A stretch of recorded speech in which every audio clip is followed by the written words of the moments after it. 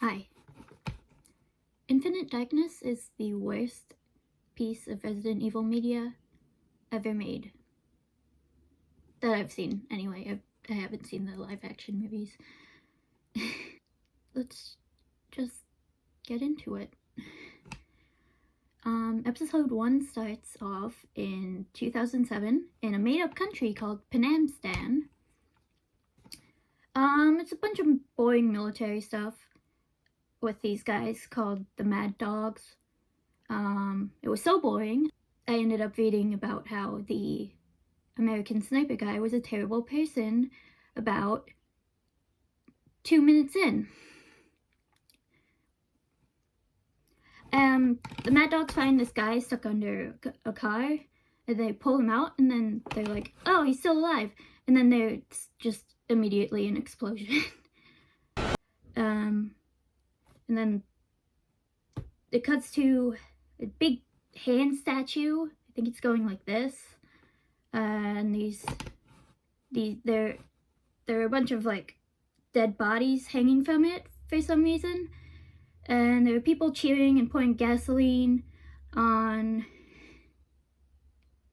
the ground, I think, and a guy throws the gas can and it hits a pile of rubble where a kid is hiding, and the kid is barely visible. And then one of the bodies opens their eyes because it's a zombie. And then it's the opening credits, which are not important, not relevant, except there is one random shot of a dream catcher that is, and it's there, it goes on for a good few seconds. It's a very long time.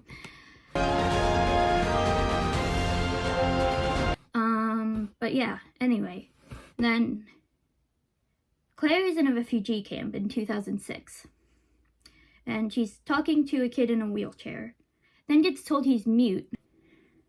Another scene, there's these 3 people, Shunmei, Jason, and I am Ferdinand von Ayer. Patrick. He's voiced by Billy Kametz, who is sadly no longer alive. None of them have last names for some reason. Like,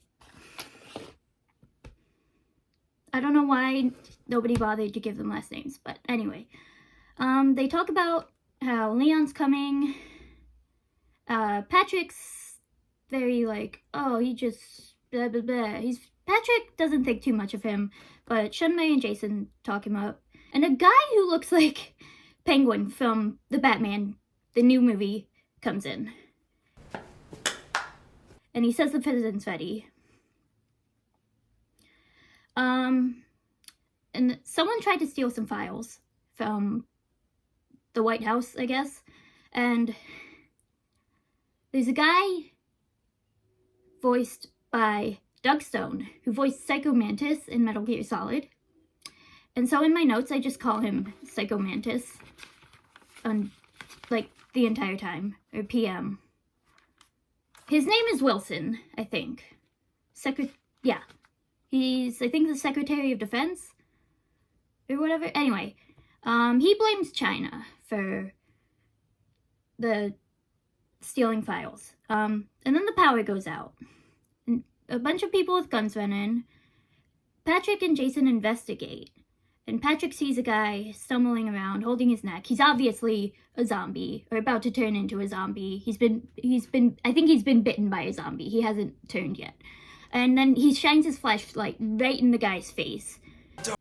And then just when he's about to get Patrick, Leon shows up, because Leon Ex Machina.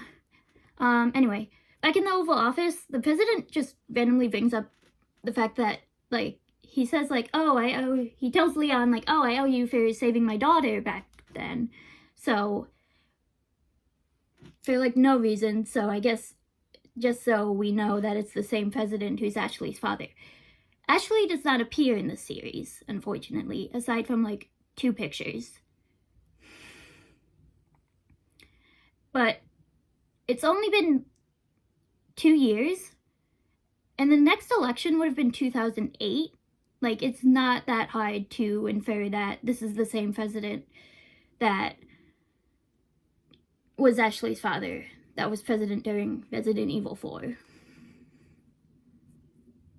Well, I guess since it was 2004, fall 2004, he could have lost the 2004 election and then it would have been a different president, but whatever. Anyway, and then the president says they might survive because Leon's there. And yeah. And then Leon, Jason, and Chun-Mei go to kill zombies. Chun-Mei, for some reason, has a tiny handgun. And Leon and Jason have, huge guns. Like, why does Chun-Mei not get a bigger gun? She said, I need a bigger gun! Help if you can't. Sorry. Please wake me up. Not to sound cliche, but this world sucks. Sorry. I lost my spot. Jason kills a bunch of zombies. Chun-Mei wanders around a bit, kills one zombie, and gets startled by Jason because the writers hated women, I guess. And Leon also kills a bunch of zombies. And then back at the big hand statue where the zombies are attacking, a zombie bites a guy holding a torch, and then everything's on fire. And the zombies attack, and the kid who is in the wheelchair, who Claire is talking to, is just watching it all happen. And that's episode 1. Episode 2 starts with a guy driving. He has a dream catcher in his car, which feels like a very white thing to do. I don't know. It's the same one from the intro. I don't know why this is relevant. I mean, it's not relevant, but they just really liked that, I guess. I don't know. Anyway, he pulls up to a house, goes inside, holding a brown paper bag, and goes into the bedroom, and I think he drops the bag and some things fall out. We don't know what they are yet. And then, this guy was Jason, by the way. So Jason, I guess, fell asleep, sitting in, a folding chair. And so Leon woke him up. That's the scene. And then at the Alien Coffee Motel, I don't know if that's supposed to be the name of the motel, or if it was Alien Coffee, or if it was Alien Coffee Motel, but it made me laugh, so I put it in my notes.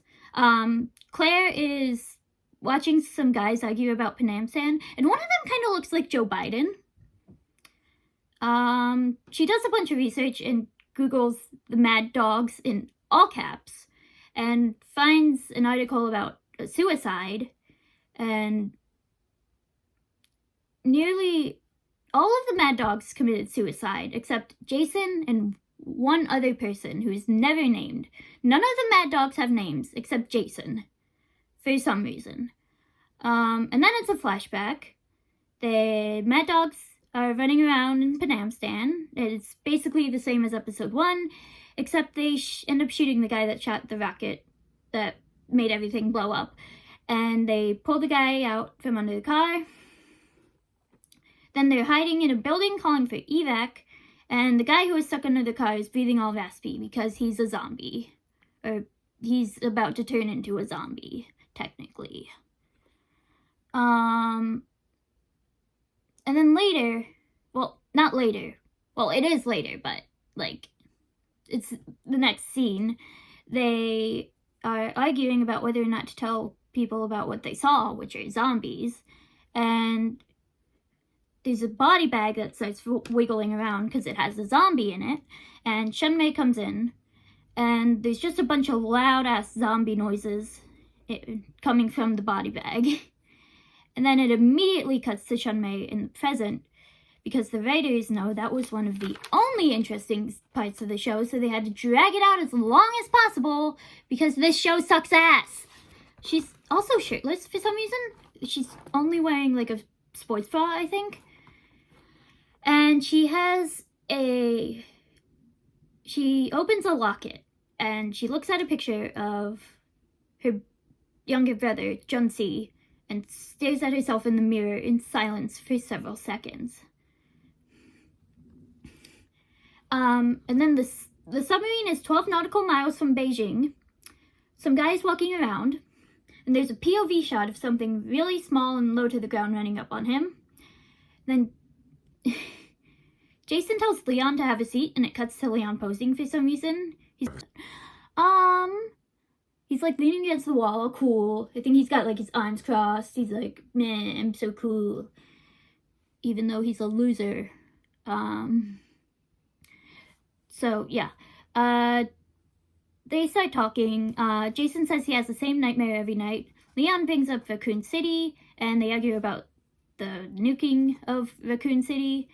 Jason's all like, fear leads to anger, anger leads to hate, hate leads to the dark side, blah blah blah. He really likes talking about fear and panic and terror for some reason. It's very stupid. But he keeps going on about it because the writers thought they did something, I guess. And then there's more boring White House stuff. That we're just gonna skip over because it's boring. It's basically just the guy voiced by Doug Stone really wants war with China for some reason. Anyway. And then in Shanghai, Leon, Jason, and Shunmei are in an apartment building, and the door has like tape on it for some reason. And Shunmei cuts it, and Leon notices there's blood on her knife because I don't know. And that's the end of the episode. Episode 3 starts with Claire wandering around at night with a flashlight. She breaks into a house and finds a picture of the Mad Dogs. She steps on a cylindrical object that was dropped by Jason in his dream or whatever. There's a bunch of them scattered around, and there's a dead guy sitting in a chair with no head. And Shunmei is being sneaky.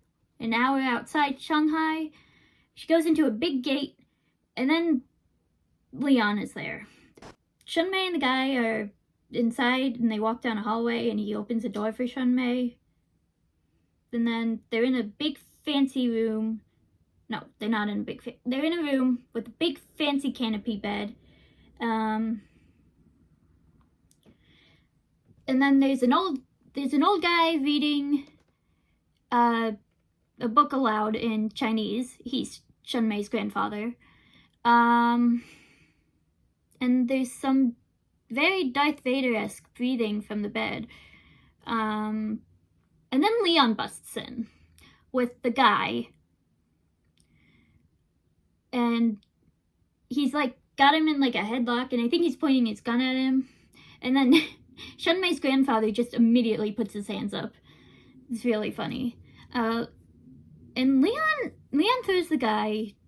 He just like kind of shoves him away, and he sort of sounds like the fucking death noise from the original Resident Evil 4 for some reason. That might just be me though. And then the guy tries to run at Leon. He does not have any weapons, and Leon has a gun. And then Leon wants answers, okay? And so she tells Leon that Psycho Mantis was a general and also working for a pharmaceutical company to make BOWs for military use. Claire learns that all the Mad Dogs, except Jason, now have committed suicide. And she finds a folded up piece of paper in a picture frame. And then another flashback to the Mad Dogs rescuing Junsi. They call for evac, and Jason tells Junsi there's no rescue and they're gonna carry him back to base. Another Mad Dog says something's up out there. It's zombies. Junsi tells Jason to inject the inhibitor.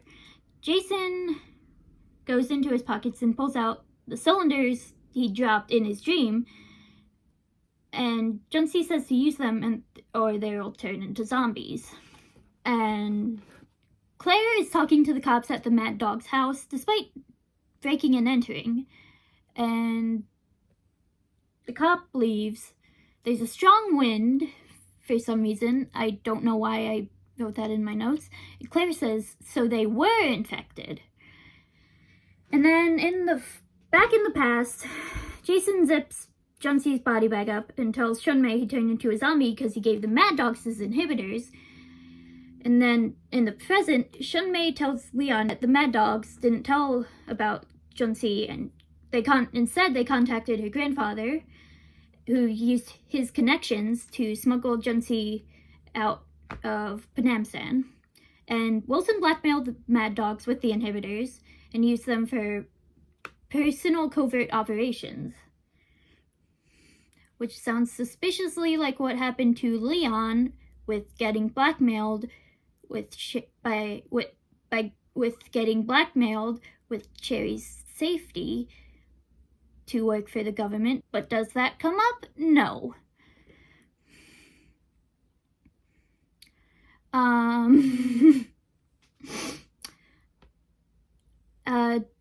Shunmei's grandfather shows Leon Junsi, who justice to the man with no life, man. He is not doing great. If he could talk, he'd just say, why are we still here? Just to suffer? And, Shunmei's grandfather just goes to lay on top of Junsi, and Leon, pulls her away while she's screaming for her grandfather and Junsi, and everything is on fire. They're burning their bread. More boring politics is in the Oval Office. I had enough of these politics cesses. Wilson wants war, the penguin-looking guy doesn't. President staring out the window. Wilson talks like a Metal Gear villain. Penguin guy leaves disgusted. Unlike Wilson, I never once wrote Penguin guy's real name, so he is just Penguin guy.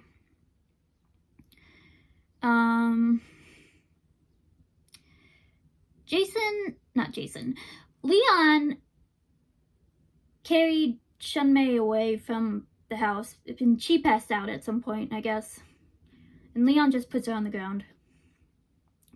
Leon's just standing around, and he pulls out Junsi's chip and starts flashbacking to Jason's dumbass knockoff Fear leads to anger, anger leads to hate monologue. Shunmei asks for the chip, and she wants to go public with it. Leon says she'll have every agent in the U.S. hunting her. Shunmei doesn't care. She brings up Raccoon City and Panamstan and says Jason wants great justice. Leon says Jason doesn't give a damn about justice, and he wants the world to know what real terror is like. And Shunmei argues and then just realizes he's right, I guess. And then Leon asks where Jason is. Claire is staring at a map and pictures on a wall, one of those cork boards with all the pictures and the pins and the stuff connected and stuff. That kind of thing. She also has a bunch of articles about Wilson. And then the power goes out, so she picks up a lamp and hides behind the door. And then two guys in suits come in. Claire attacks them, and she manages to beat up one guy and then gets tased by the other.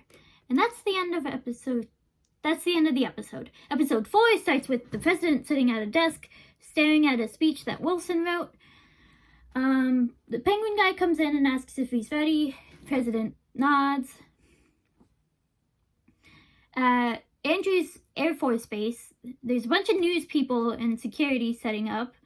Patrick's phone rings and he answers it. It's Leon. Patrick says he trusts Leon for some reason, despite the fact that they've met once for about 12 seconds. And then Leon hangs up. Claire is unconscious and tied to a chair. She wakes up, and then Wilson starts talking to her. No, Wilson says he needs Claire's full attention while she just, like, wiggles around and grunts a lot. Like, she is not paying attention to you, guy. Very... This mean the less freedom with more wars. Like this not good? And then he just tells Claire his entire plan. Very well. I'll explain it before I kill you.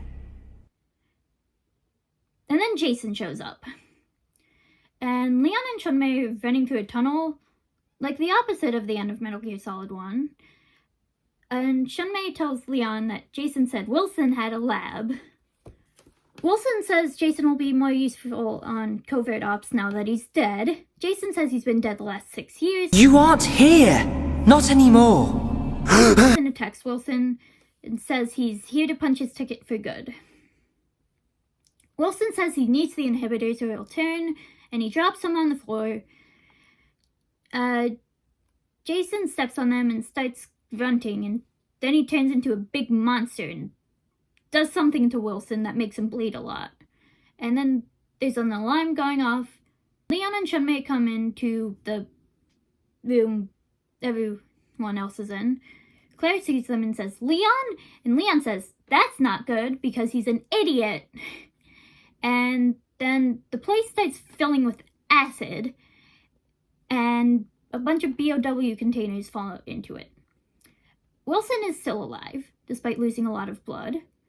And he grabs an inhibitor and runs off. Leon and Chun-Mei run up to Jason, who says he's going to end it and go up there and show himself to the world. Chun-Mei says she has Junxi's chip, and all they have to do is go public with it like they planned. And Jason says it won't do anything and he'll show them fear.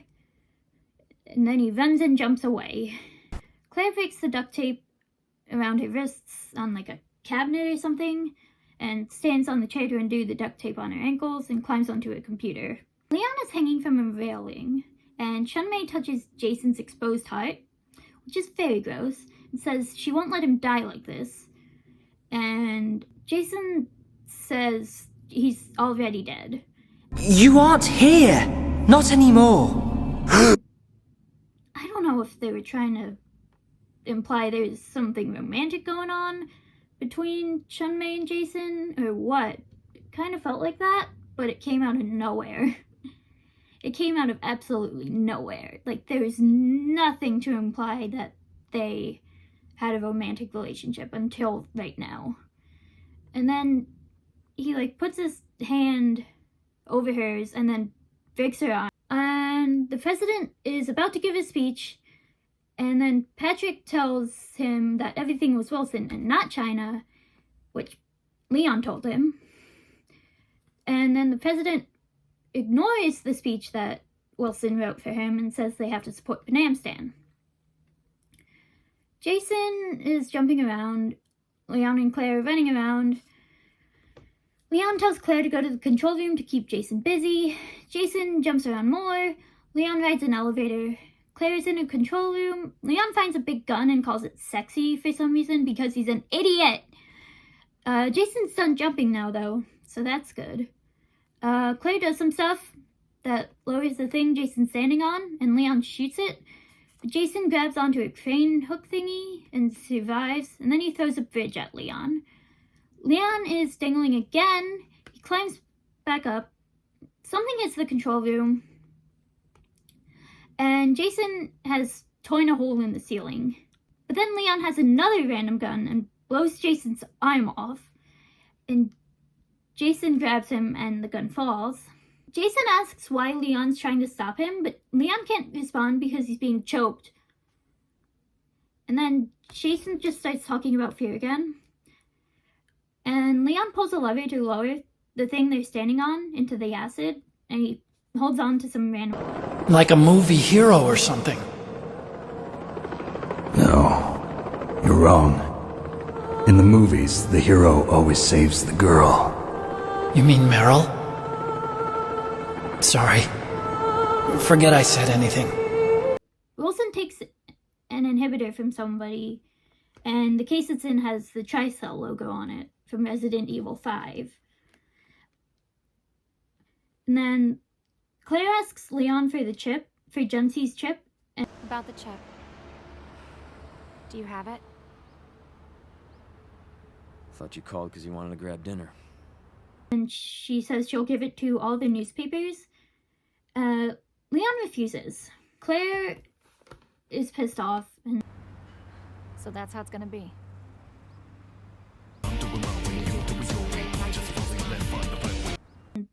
tells Leon his outfit doesn't suit him, and then leaves. And Leon says he'll stop this, but he doesn't tell Claire that for some reason. I have tried to film this like 4 times at this point. But I kept forgetting stuff. So I wrote down all my points. And hopefully I didn't forget any this time. It's bad. It's just bad. I don't understand why they had to make up a country and a war. When it's not like there's any shortage of wars that the US has been involved in like ever basically. I looked it up. I literally looked up like US wars 2000 and I found a Wikipedia article that was literally just wars that the US was involved in. There's the Al-Qaeda insurgency in Yemen, which was from 1998 to 2022. The war in Afghanistan, which was from 2001, which I don't see why they had to have the war in 2000 specifically. There was from 2001 to 2021, and the Iraqi no-fly zone enforcement operations from 1991 to 2003. The problem is, they didn't take the time to develop the war, if that makes sense. Like, there's no information about, like, when the war started, how long it lasted, what was it over? Oil, probably, but I'm not giving them the benefit of the doubt. Fuck you, Capcom. This is for you to figure out, not me. What's Panamstan like? What languages do they speak there? What is the culture? Like, stuff like that. You know, they didn't take the time to like fully flesh it out, so for all I know, it could have been like a 2-month-long war. In 2000. It was in 2000, that's all we know. We don't even know where Panamstan is.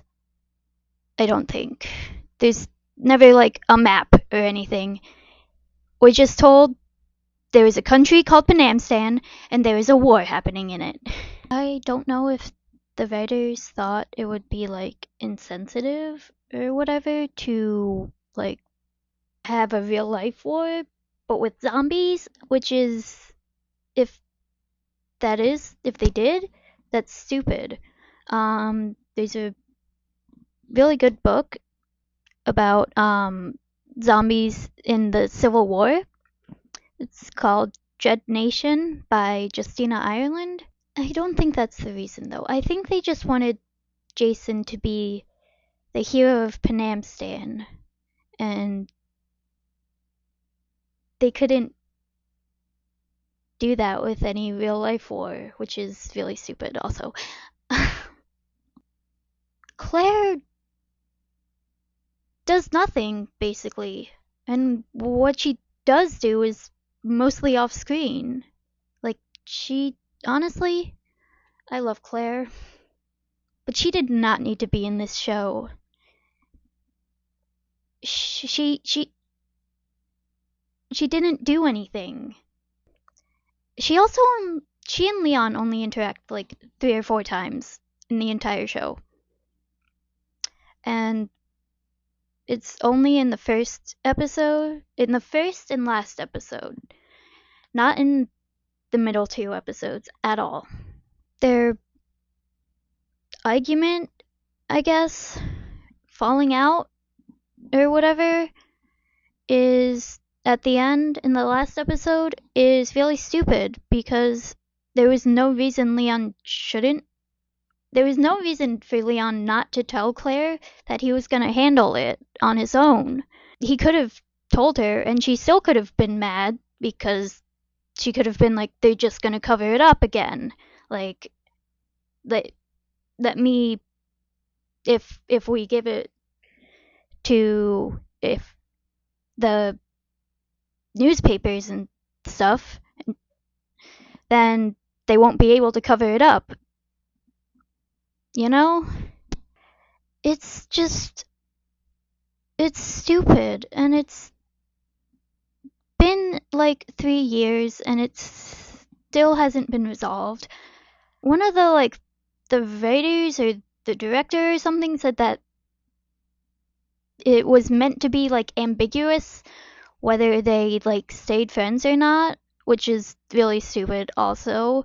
Like if you're gonna do that, then like commit to it, which is a problem the show has. It never fully commits to anything. It couldn't decide whether it wanted to be a political thriller or like horror. And it tried to do both, and it was not successful. The political thriller aspects were boring as shit, and the horror aspects were barely there. Like, aside from the rats on the sub, the zombie rats, in episode 2, I think it was, which I did like. I thought that was cool. But that was like the only time the show tried to be like horror, which I personally think that a political thriller set in the Resident Evil universe would be really cool, but it never committed to being a political thriller. And also, it was boring. Shunmei deserved better. I don't really have much to say on that point, other than, I mean, she was a cool character, and they killed her off for no reason. Like, she dies and that's it. Nobody even really cares. Leon is, I was gonna say he's sad for like 2 seconds, but I don't think he even is. He doesn't, like, even react at all. Honestly, it felt like they were trying to be like Metal Gear Solid, but they didn't fully understand what makes Metal Gear Solid work. Which, to be honest, neither do I.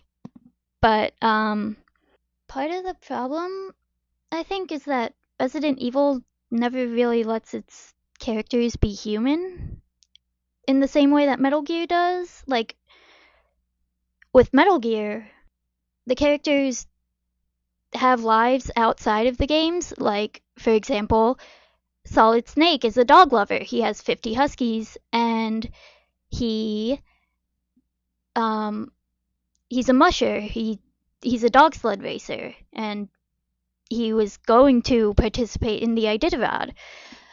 Otacon likes anime. Raiden is a movie dork. Like, you know, they have lives outside of the games. They have hobbies. None of the Resident Evil characters have hobbies, except for, like, Claire likes riding motorcycles, which she hasn't done since Resident Evil 2. Leon was said to like movies at one point, but outside of him referencing The Wizard of Oz and Damnation, it like never comes up. If you compare that to like, again, Solid Snake, oh heck, it's like some kind of dinosaur theme park. It's like Liquid's very own Death Star. Fucking Iroquois Pliskin. Like, he clearly enjoys watching movies, and he likes dogs. I don't really know where I'm going with this. But like, yeah, Resident Evil has a problem with letting its characters be human. Like, they don't have any hobbies or things they enjoy doing or whatever. Metal Gear and Resident Evil are both very silly, but Metal Gear allows its characters to be human in a way that Resident Evil doesn't, and I think that is part of why the, I guess, Metal Gear like aspects of Infinite Darkness sort of fell flat. It's not like that people who join the military because of Metal Gear Solid, like, that's not what I'm trying to say. It's more like, okay, incredibly silly game series with an anti-war message, but Metal Gear just works a lot better than Infinite Darkness did. Also, Infinite Darkness isn't particularly silly. I guess it takes itself maybe a bit too seriously, I think. I mean, it's Resident Evil. Like, it's gonna be silly whether Capcom wants it to or not. You know, sometimes they lean into the silliness, sometimes they try to make it all serious for some reason. I'm just rambling at this point, honestly. Yeah, it's bad.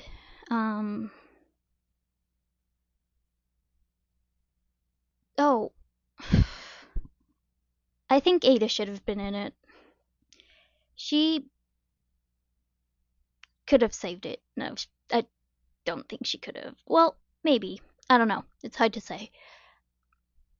The writing was not good. If the writing for Ada was good, she could have saved the series, I think. The Infinite Darkness, not the entire Resident Evil series. I mean, the show. I don't know what she'd do, but I feel like she'd fit in well with the whole political thriller thing they tried to do.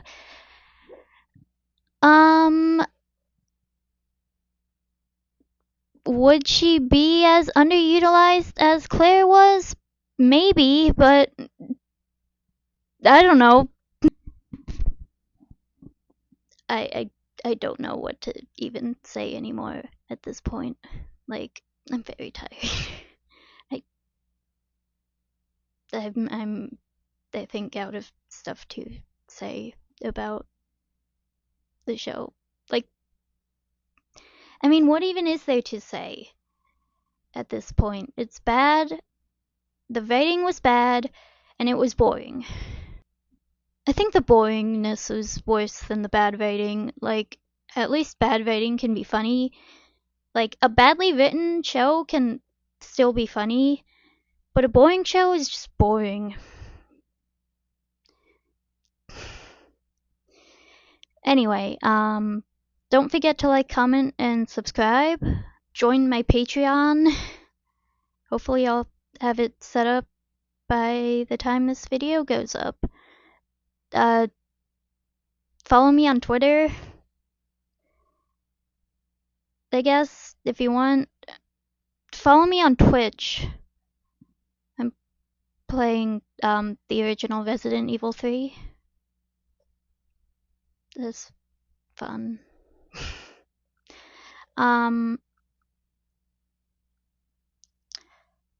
I would encourage you to donate to Care for Gaza or another charity that supports Palestinians in Palestine. You can also follow I'm not sure if it's Care for Gaza or another organization, but I'll put a link in the description. And if you can't donate, they're verified on Twitter, so if you just like interact, if they get paid, I think that's how that works. Anyway, yeah, bye.